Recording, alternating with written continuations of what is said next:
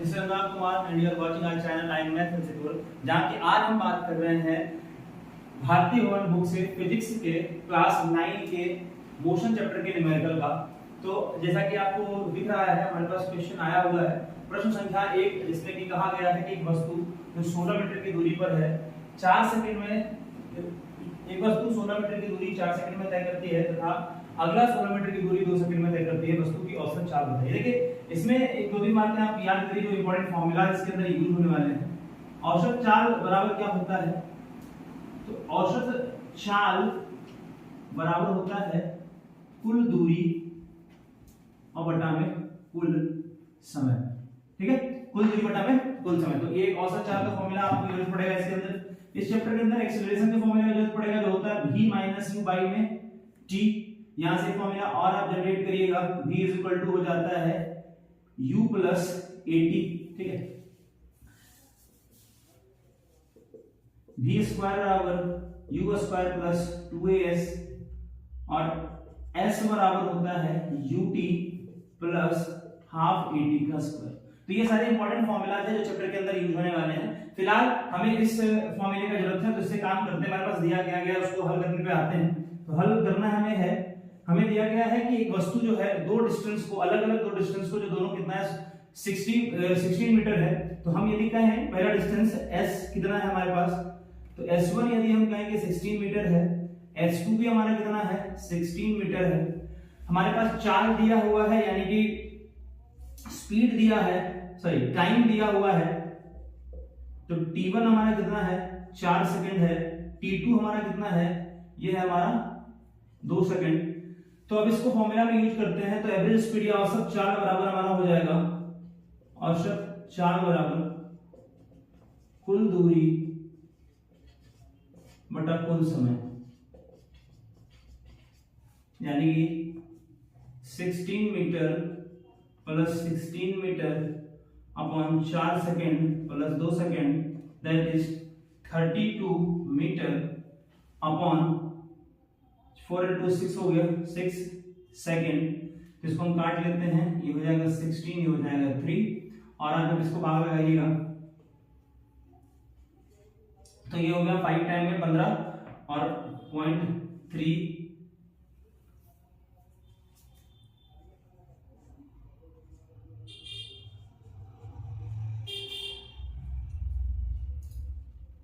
तो ये हमारा आंसर हो जाता है 5.3 मीटर पर सेकेंड। ठीक है, चलिए देखते हैं नेक्स्ट क्वेश्चन को। चलिए तो बात करें क्वेश्चन नंबर 2 का। क्वेश्चन नंबर 2 में कहा गया है कि किसी यात्रा के शुरू होते समय कार का ओडोमीटर 2000 किलोमीटर प्रदर्शित कर रहा था और यात्रा समाप्ति पर 2400 किलोमीटर प्रदर्शित करता है। यदि इस यात्रा में इसे 8 घंटे लगते हैं तो औसत चाल आपको किलोमीटर प्रति घंटा में बताना है और मीटर प्रति सेकंड में बताना है। तो सबसे पहली बात कि ओडोमीटर क्या होता है और स्पीडोमीटर क्या होता है। स्पीडोमीटर होता है इस पे आप क्या करते हैं स्पीड मेजर करते हैं, और ऑडोमीटर होता है जो बताता है कि कितना आपने डिस्टेंस को कवर किया, ट्रेवल किया। ठीक है, तो यहां पर जब कार स्टार्टिंग में जब चलना शुरू हुआ था उस समय यदि मैं देखूं कि इसने कितना डिस्टेंस कवर किया था तो मान लिया जाए कि उस समय हम इसको d1 कहें। ठीक है, डिस्टेंस कवरेज कितना था ये 2000 किलोमीटर उसमें दिख रहा था। ठीक है, और d2 यदि हम इसको कहें या s1 s2 कहें यदि हम, तो ये क्या हो जाएगा भाई साहब 2400 जो अंतिम टाइम में इसमें दिख रहा था। तो एक्चुअल जो डिस्टेंस इसने कवर किया उसको मैंने s से डिनोट किया है, वो कितना हो जाएगा 2400 kilometre minus 2000 kilometre is equal to 400 kilometre. ठीक है, तो अभी आपको औसत चाल का वहां पे देखिए आपको अभी भी मैंने फॉर्मूला लिखा था, औसत चाल इज इक्वल टू क्या हो जाएगा कुल दूरी बटा में कुल समय। ठीक है, कुल दूरी बटा में कुल समय। तो अभी यहां पे कुल दूरी जरा ध्यान से देखिएगा, दूरी हमारे पास कितना है 400 किलोमीटर है। ठीक है, और हमारे पास जो टाइम है क्या दिया गया है 8 आवर्स दिया गया है। ठीक है, 8 आवर्स। तो हम इसको इससे काट दें 50 टाइम में कट जाना है इसको, तो ये हो जाएगा 50 किलोमीटर प्रति घंटा का स्पीड हो जाएगा इसका औसत चाल। और यदि इसको हम मीटर पर सेकंड में चेंज करते हैं तो उसके लिए मीटर पर सेकंड में चेंज करने के लिए ये हमारा किलोमीटर प्रति घंटा में स्पीड जो हमारा आना था वो आ गया कितना 50 किलोमीटर पर आवर।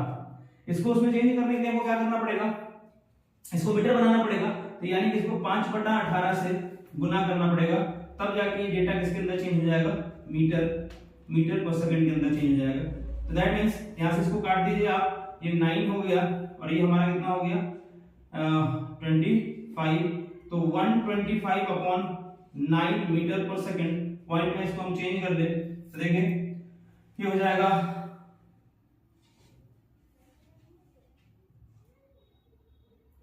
एक बार लगाते हैं तो ये हो जाएगा तुम्हारा 3 और 5 और फिर 9 36, तो यहाँ लगाएंगे 3 मरतबे में 13 और 17 से यहाँ हो गया आपका 8 और 0, तो हो गया 872 मीटर पर सेकंड। तो ये लमसम आपका क्या होगा, आंसर हो जाएगा। तो चलिए इसके बाद हम बात करते हैं क्वेश्चन संख्या 3 की। चलिए क्वेश्चन नंबर 3 को देखते हैं। कहा गया उषा 90 मीटर लंबे तरंगताल में तैरती हुई एक सिरे से दूसरे सिरे तक सरल रेखीय पथ पर जाती है तथा वापस आती है। देखो ध्यान रखना, विस्थापन जब तक सरल रेखा में बिना डायरेक्शन चेंज किए दूरी तय करते हैं तब तक विस्थापन होता है, परंतु यदि उसी रेखा पर यदि हम वापस आ गए तो जब उसके एक डायरेक्शन में गए थे तरंगताल पे, यदि मैं इस तरह से 90 मीटर तक गया, ठीक है, और मैं इधर जब वापस आया तो ये डिस्टेंस हमारा जो कवरेंस है वो -90 होगा, तो इसलिए यहाँ पे विस्थापन क्या होगा, टोटल 0 हो जाएगा, जबकि इसका डिस्टेंस कितना होगा 180 होगा। तो इस बात को आपको ध्यान रखना है। तो इस क्वेश्चन पूरे प्रश्न के अंदर दो बातें सिर्फ पूछी है कि भैया सरल रेखा के पथ पर गया है, वापस चला आया है, विस्थापन क्या हो गया, 0 हो गया। इस दौरान पूरी दूरी 180 किलोमीटर की 180 मीटर की है और कितने में की है, 1 मिनट में की है। तो आपको औसत चाल और औसत वेग दोनों बताना है। तो देखो बच्चे पहली बात है क्या क्या दे रखी है उसको मैं कलेक्ट करता हूं। हमारे पास s यानी कि डिस्टेंस दे रखा है और ये डिस्टेंस कितना दे रखा है भाई साहब, 180 मीटर। टाइम दे रखा है कितना, मैं इसको सेकंड में बोलूं 60 सेकंड दे रखा है, ठीक है। तो यदि हम औसत चाल का बात करें, औसत चाल का बात करें हम, तो ये होता है कुल दूरी बटा में कुल समय।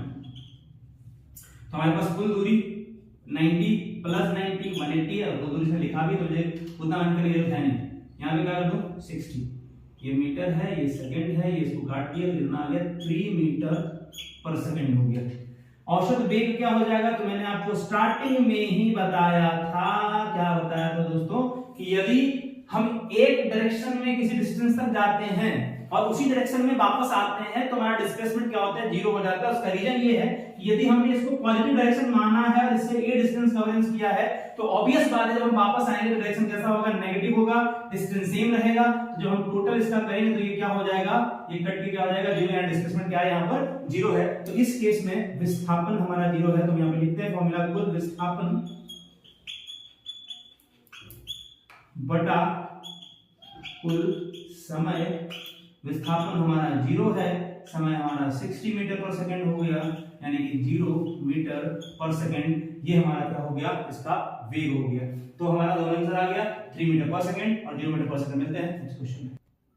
चलिए देखते हैं प्रश्न संख्या 4 कह रहा है कोई कार 30 किलोमीटर की दूरी 40 किलोमीटर प्रति घंटा की चाल से एक समान चाल से तय करता है तथा अगले 30 किलोमीटर की दूरी 20 किलोमीटर प्रति घंटा की चाल से तय करता है, तो बताइए कि औसत चाल इसका क्या होगा। समझिए हमारे पास इसका क्या दिया है, फॉर्मूला हम लगाएंगे, औसत चाल का ये क्वेश्चन नहीं पूछा गया, लेकिन थोड़ा सा मतलब इसके अंदर चेंज लाना है। चेंज ये लाना है, सिर्फ टाइम आपको दिया नहीं, तो आपको टाइम निकालना है। टाइम निकालना है, जैसे आपको दिया क्या क्या बात लिख लें। हमारे पास S1 है गिवन कितना भाई साहब 30 किलोमीटर, S2 है गिवन कितना है, तो हमारे पास दिया गया है 30 किलोमीटर।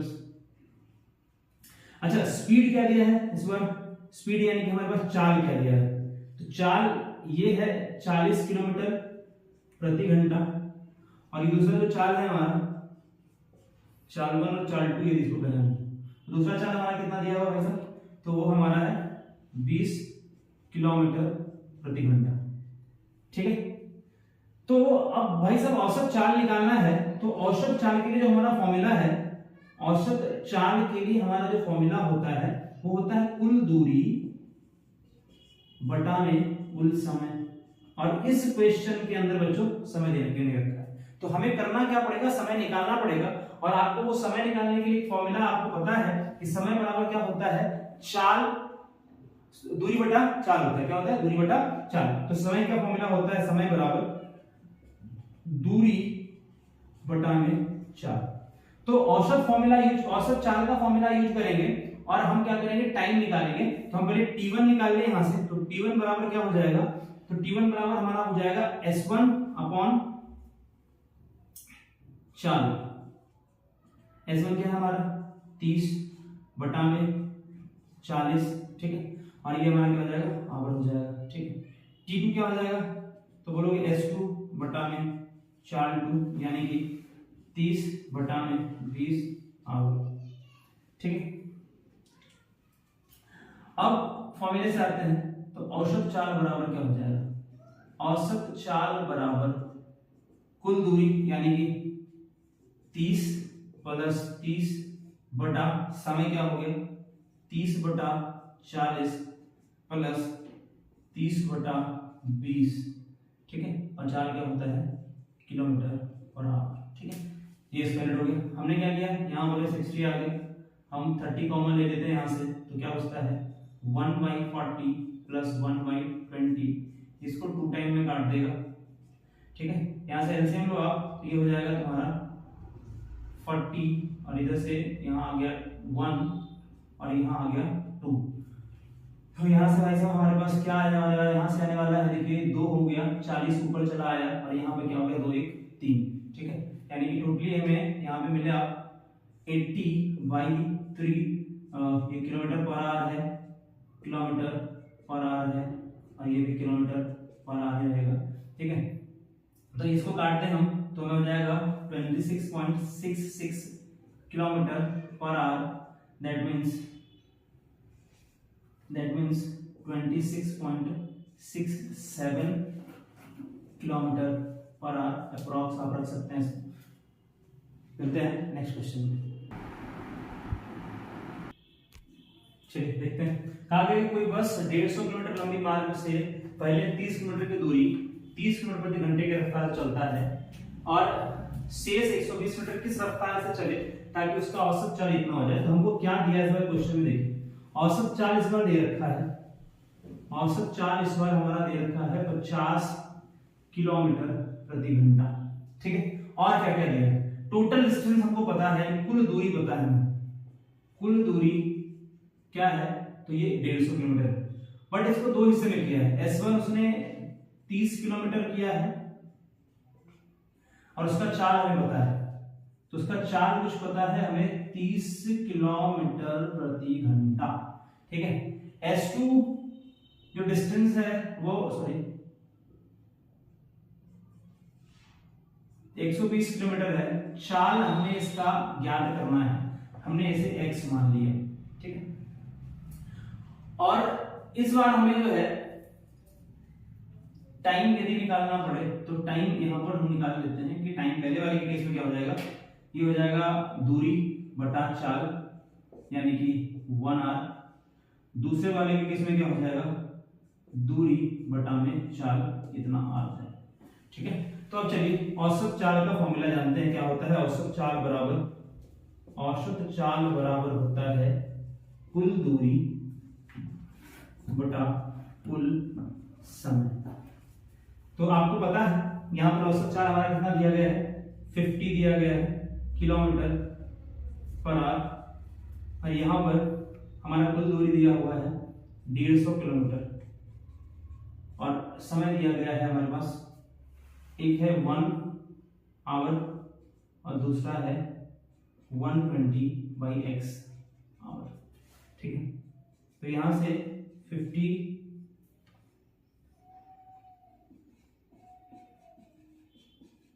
पर आवर ले लें, तो यहां से हो जाना है इसको 150 किलोमीटर बटा x प्लस 120 आवर हो जाएगा अपॉन x हो जाएगा।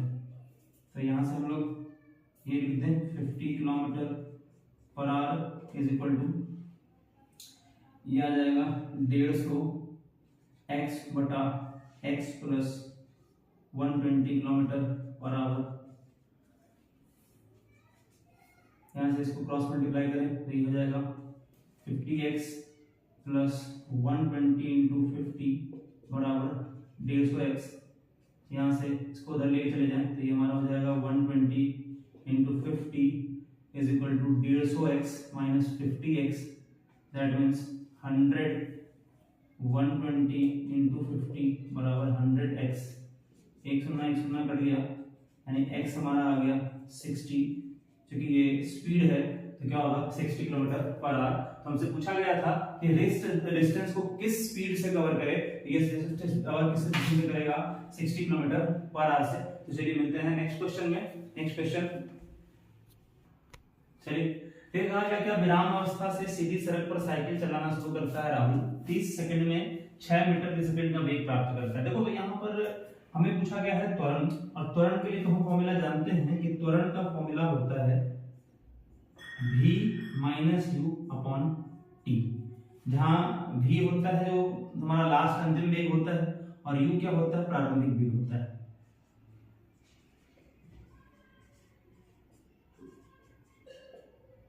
और v होता है अंतिम वेग और t क्या होता है समय। ठीक है, तो पहले केस के अंदर हमारा देखते हैं फर्स्ट केस में u1 हमारा क्या है।